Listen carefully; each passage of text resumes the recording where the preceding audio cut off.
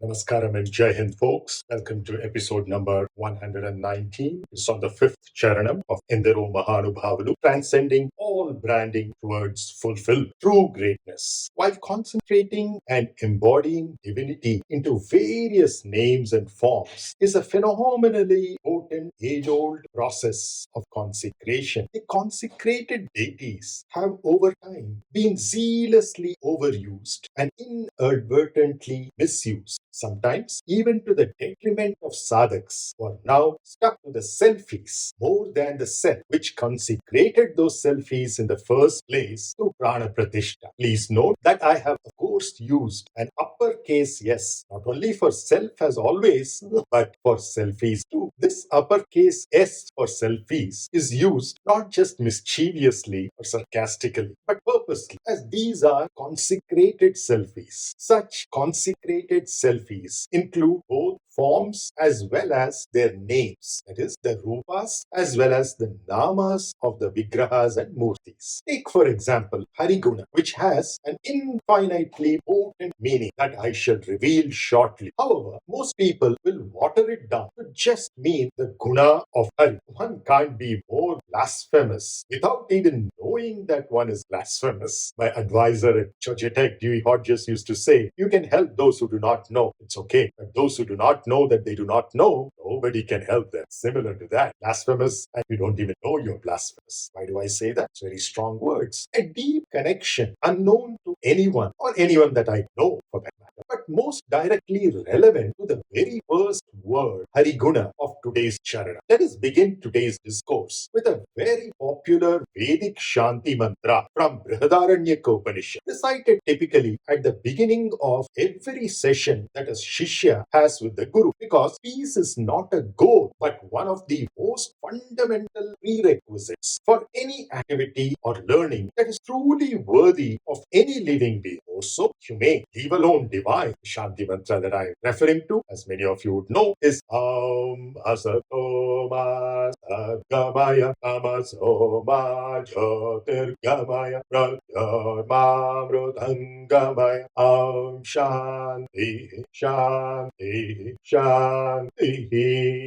wherein Gamaya at the end of all the three main lines is understood to mean lead us towards, creating an impression of duality and prayer as in Abrahamic religions. Hence, the Shanti mantra is unfortunately translated way too simplistically by even Sanskrit scholars and many so-called godmen, praying lead us from unreal to real, darkness to light, and mortality to immortality with a triple peace. What is that? Well, this is far, far more profound. Well, that's also an useful interpretation, no doubt. I give it to that, fair enough. But it's just the tip of the iceberg. It's akin to an illiterate using a smartphone as a brick or projectile. While that could also be a constructive use of a brick or defensive use of the projectile, that's underutilization of a far more potent tool, the smartphone. It's an iPhone, right? So I'd rather leave you with two deeper insights into, seen from here, not from here, as seen by genuine seekers and seers, sādhaks and rishis. For the seeker or sādhak, tamasoma jyotirgamaya implies, may our self transform the BMI's inertially lethargic tamoguna to passionately ambitious rajoguna, because that's the first step. But for this to be successful, there ought to be a vacancy created,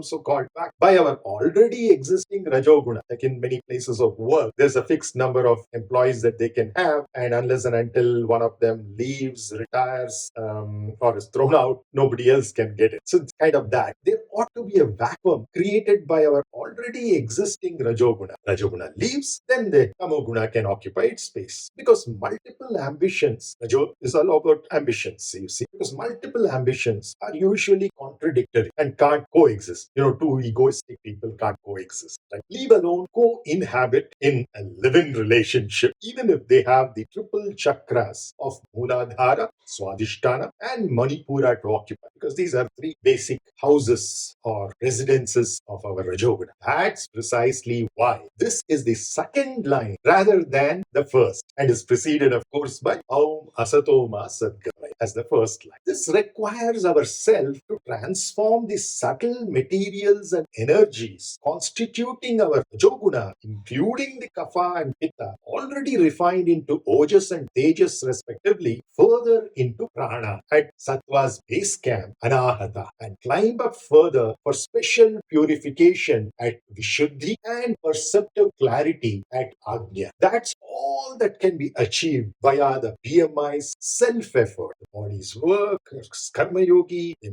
mind's work as a Bhakti Yogi, intellect's work as Jnana Yogi, to self-sadhana. Now comes the role of buoyant grace, letting us transcend all gunas into a Triguna-atita state in the third line of the Vedic Shanti Patha of Brihadaranyaka Upanishad, Mrityorma-mritangamai, which requires even our so-called and glorified Sattva Guna to be relinquished eventually, even as we relinquish our identification with the BMI automatically by cognizing and experiencing the primordially truthful fact and ultimately factual truth that we are ourselves, eternal, omnipresent, omnipotent, and omniscient. And the ultimate level of insight into this Shanti mantra for a seer is one: I, the Parabrahman, pervading through the currently occupied BMI's waking, dream, and deep sleep state, Jagruta, Swapna, Sushupti, into Turiya, triply encompassed by Ah, Oo, and into Aum, have led the tiny temporary body-mind intellect toolkit from its surreal transitory existence to perceive my, that is ourselves, reality. That is the first line, Asatoma Sadgamaya, Tamasoma Jyotirgamaya, the second line. I, the Parabrahman, have led this tiny temporary host, DMI, body-mind intellect, not merely from the darkness of its ignorance to the light of my spiritual wisdom, but even further to the most fulfilling and hence greatest truth of the union of dark energy and dark matter, Mahakali and Mahakal. Third line, Mrityorma Amrutangamaya, I, Parabrahman, have led the dying BMI to perceive and experience all of our true identity as the one and only undying self. Fourth line, Aum Shanti Shanti Shanti Aum. Let the illusory body, mind, and intellect all remain peaceful throughout their ephemeral playtime. How do we bring the body to peace? Through asana. Sthiram Sukham iti asana. That is, it has to be comfortable and stable. Then it is an asana. That's how you still or bring to peace the body. Similarly, the mind through Bhakti Yoga, the intellect through the Jnana Yoga. All remain peaceful throughout their ephemeral playtime. It's all a playtime from birth to death. It's just a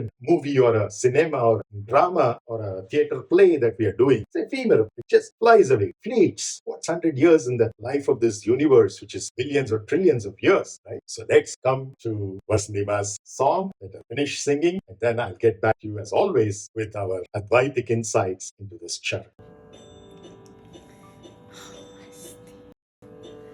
Namaste.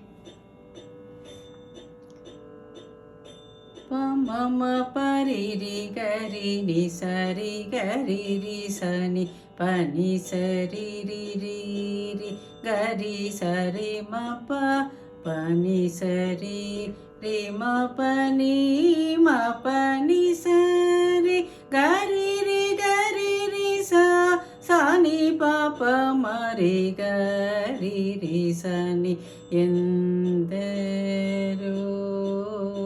mahānubhāvulu హరిగుణమణిమయ శరములు కలమున శోభిల్లు Bhakta coat లీలలో తెలివితో కలిమితో కరుణ గల్గి జగమెల్లను సుధా దృష్టి చే బ్రోచువా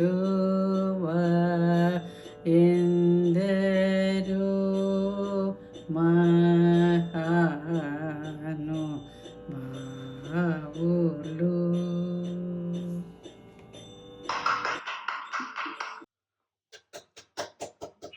Wow. what a great performance that was, VasanthiMā. Thank you so much. The 6th week of VasanthiMā's performance of the same song in Charanam 5, because the first one was about the Pallavi and Anupallavi, as you heard from her. Apart from the swaras, the main aspect is the lyrics or sahitya, into which I'm going to give you the insights. I mean, Yana Shunyam as far as the swaras are concerned. So, even if you ask me, I wouldn't know much about it. Let me focus on the sahitya. These 4 lines. Hariguna Manimaya Saramulu Galamuna Shobhillu Bhakta Koti Lilalu Elivito Chelimito Karuna Kalgi Jagamellanu Sudha Drushtiche Roche Vare éndarō mahānubhāvulu. Right? So let's see what is it that I perceive in the deepest of my meditation as an advaitik insight into this beautiful 5th Charanam that Tyaga Brahma has composed for us. As always, the first line is éndarō mahānubhāvulu. Innumerable, infinite, éndarō, quantumly fulfilled, mahānu, perceptively experiential seers, bhāvulu, experiencers, clearly cognizing their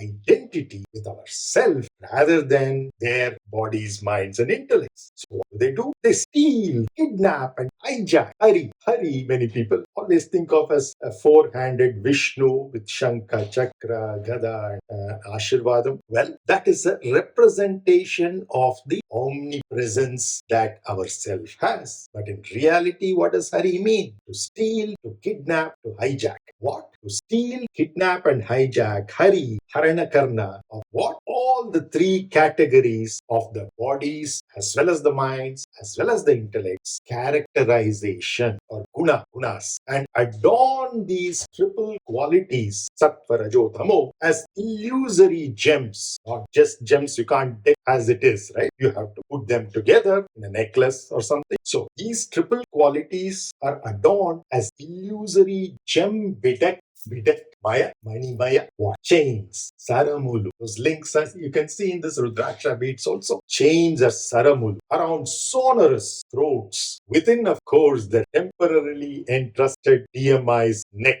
Gala. In Hindi also we say Gala. Thus showcasing upfront Muna, the Guna's grandeur, Shobhillu, devoted Bhakta to every one of the crores of tasks at hand. This excellently fortified to flat world called Lilalo. How? Well, through the universal intelligence that we have access to and intellectual understanding that we can develop within ourselves in the brain and the guts of what? Jnana Yoga. Elivito, the love and affection of Bhakti Yoga. Chelimito, speaking in compassion, Karuna, combined with integral Sankhya Yoga. Kalgi, in Tamil also we say Kalaki, encompassing the universe, Jagam, entirely, Ellanu, Jagamellanu, with a pleasantly nectarine Sudha glance and visionary approach, Drishtiche, towards all other BMIs, be it human or otherwise, plant or animal life, offering them protection, brochu, for it is our self alone which has appeared over the ages, cloaked in and as numerous, éndarō, all those plants, animals, and humans, fully satisfied beings, mahānubhāvulu, temporarily occupying well-disciplined and maintained BMIs of various shapes, sizes, and species. In fact, our self continues to engage in such magic in our own times too. We do so as long as time itself exists as its playfield, sometimes appearing in its dual role as the spatial domain too. To summarize today's imposition, exposition, and takeaway of the 4th Charanam of Tyagaraja Shri Tyaga Brahmam's forever immortalized Pancharatna Kriti, éndarō mahānubhāvulu. Our self helps the BMI recognize the intransigence of its triple set of qualities, sattva, rajo, tamo. Useful, however, for day-to-day activities, if understood well, taken care of appropriately, and utilized efficiently, as long as they last. That's for a short time. Once this is done, the BMI starts wearing these qualities as ornaments, separate from itself, to be deployed for the benefit of all. Sabka saath, sabka vikas, sabka vishwas, sabka prayas, as our beloved Prime Minister Modi ji would say. Namaskaram.